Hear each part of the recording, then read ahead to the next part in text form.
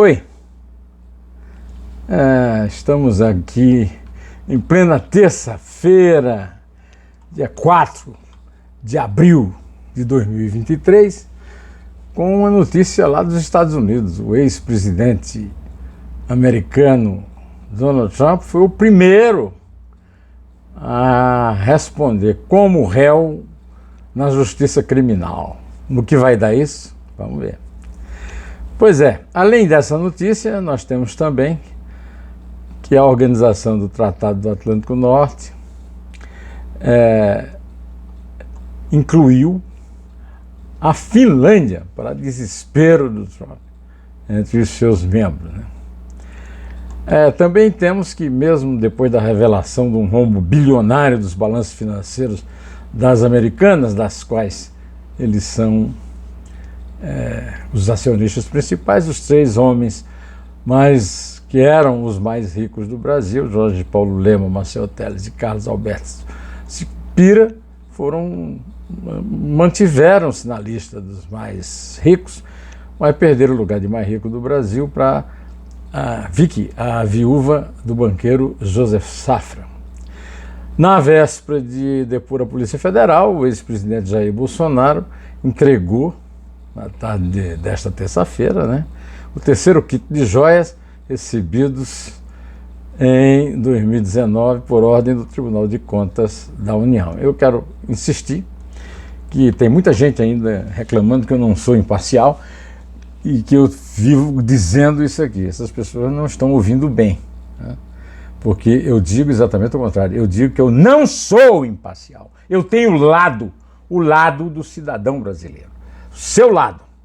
Por isso que eu agradeço aqui a sua permanência, a sua audiência, as suas visualizações e peço encarecidamente que continuem ouvindo minhas opiniões independentes, nem do governo, nem da oposição, nem da esquerda, nem da direita, e passando para as redes sociais, convidando os amigos para fazer a mesma coisa.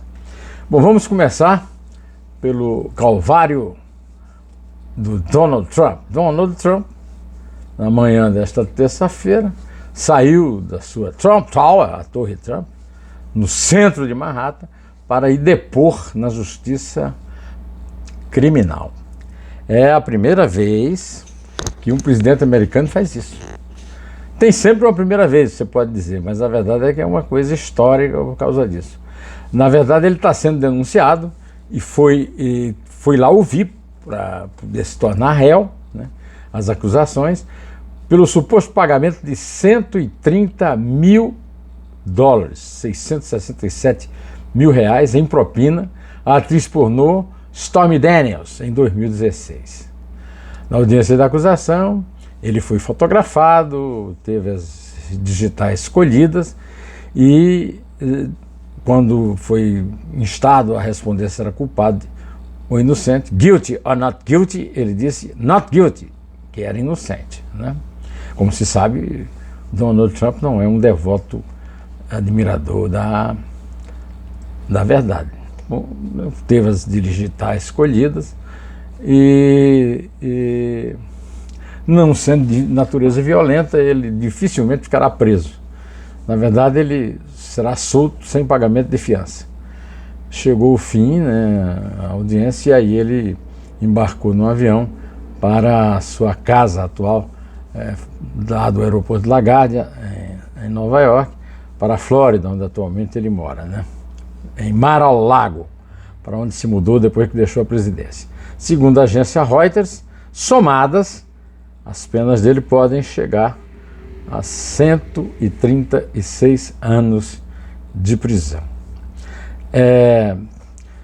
Uma outra notícia internacional, também de muito impacto, é que a Organização do Tratado do Atlântico Norte, a OTAN, acolheu a entrada da Finlândia para completa discordância da Rússia, que prometeu dar uma resposta. Enquanto a resposta da Rússia não vem, eu vou lembrando a vocês que a OTAN foi criada em 4 de abril de 1949 em Washington, como a principal aliança militar de defesa comum do mundo, integrada inicialmente por 12 países, 10 europeus, além dos Estados Unidos e Canadá, e depois foi recebendo mais mas aliados.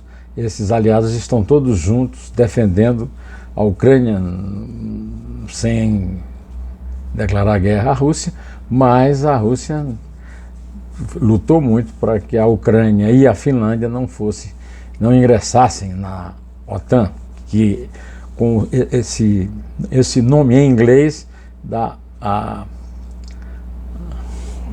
o diminutivo de NATO, né?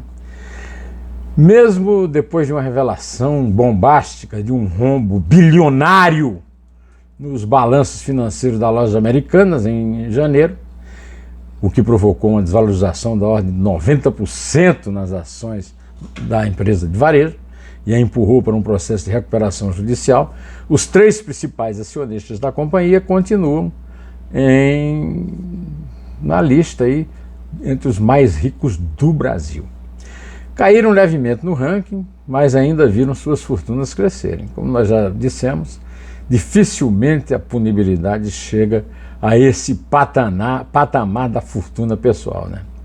Na nova edição anual do ranking da revista Forbes, com as pessoas mais ricas do mundo, Jorge Paulo Lemann, que mora na Suíça, Marcel Telles e Beto Sicupira, que moram também na Europa, figuram entre os 5 maiores bilionários brasileiros. Eles são sócios da 3G Capital e detêm cerca de 30% do capital da Americanas. Lemann não é mais o brasileiro mais rico. Agora, o brasileiro mais rico é a viúva do banqueiro Joseph Safra, a Vicky.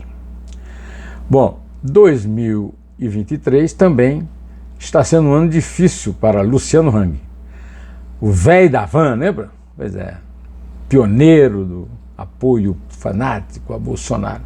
O velho da van perdeu centenas de posições na principal lista de fortunas do planeta e também da lista do Brasil.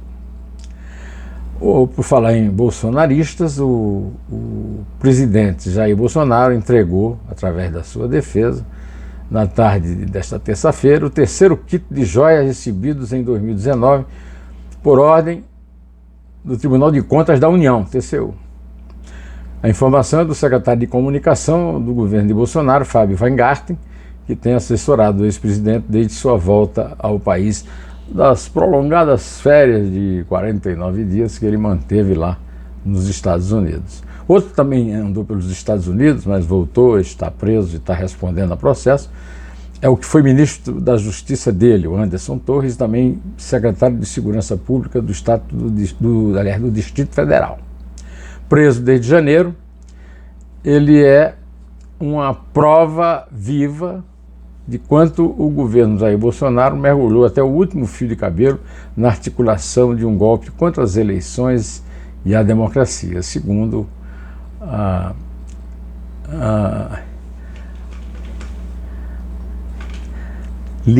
Eliane Cantanhede, do jornal Estado de São Paulo, há a torcida de um lado e um temor do outro de que Torres possa virar delator de prova viva, a bomba viva contra o próprio ex-presidente. Assim como o tenente-coronel Mauro Cid usava seu cargo de ajudante de ordens de Bolsonaro para mobilizar mundos e fundos para levar as joias das Arábias para o chefe, o delegado de carreira da PF, Anderson Torres, jogava fora qualquer prurido e toda a sua biografia em favor do mesmo objetivo criminoso. Olha, por falar no jornal Estado de São Paulo, o jornal fez um editorial muito duro em relação às mentiras que o Lula prega a respeito da sua inocência, né? E da culpa do juiz Sérgio Moro e dos promotores da Lava Jato, principalmente Deltan Dallagnol. O editorial se chama Lula e a leitura mendaz da história. O último parágrafo diz o seguinte: o PT, como organização privada que é, tem o direito de defender as interpretações que faz da realidade como bem entender, por mais equivocadas ou enviesadas que sejam. O problema é que o PT pensa, entre aspas, na verdade, é o que Lula pensa, sem aspas. E Lula já não é mais um líder partidário, nem tampouco candidato. É o chefe de Estado e de governo, e como tal deve se portar. E para vocês verem como o Brasil é um país fácil de ser enganado, é um país trouxa, pensando que é um país malandro, né? Um cidadão chamado Gerard Daniel Campos Wittich apontado como espião russo que atuava em território brasileiro e era dono de um estabelecimento comercial de impressão 3D localizado no centro do Rio. Teve negócios com a Marinha, com as Forças Armadas do Brasil, né, como cliente. Os dados do portal Transparência mostram que o Centro Tecnológico do Corpo de Fuzileiros Navais fez 3 aquisições na 3D Rio, de impressão 3D que pertence ao suspeito. Eu vou ficando por aqui, mas eu quero convidá-los para 2 programas excelentes. O primeiro é a Neumann Entrevista da semana, é com o autor do livro Da Monarquia à Oligarquia, História Institucional e Pensamento Político Brasileiro, o Christian Lynch, professor da Universidade Estadual do Rio de Janeiro. Ele disse que os insultos entre Lula e Moro vão virar bola de neve. Eu também acho.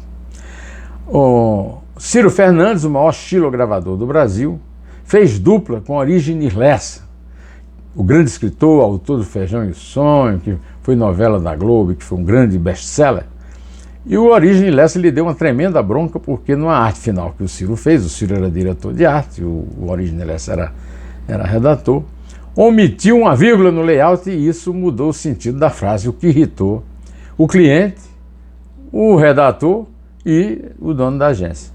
Depois o Ciro, ao ser demitido, rasgou o layout condenado na frente de todos e ficou conhecido como o cara que rasga layout. Bom, hoje ele está consagrado como o maior xilogravador do Brasil, aos 80 anos de idade, e inaugurando um novo estúdio, né? Um local de trabalho pertinho da sede ali da Petrobras, no Rio, no centro do Rio. Meus amigos, eu me despeço aqui, direto ao assunto, em té!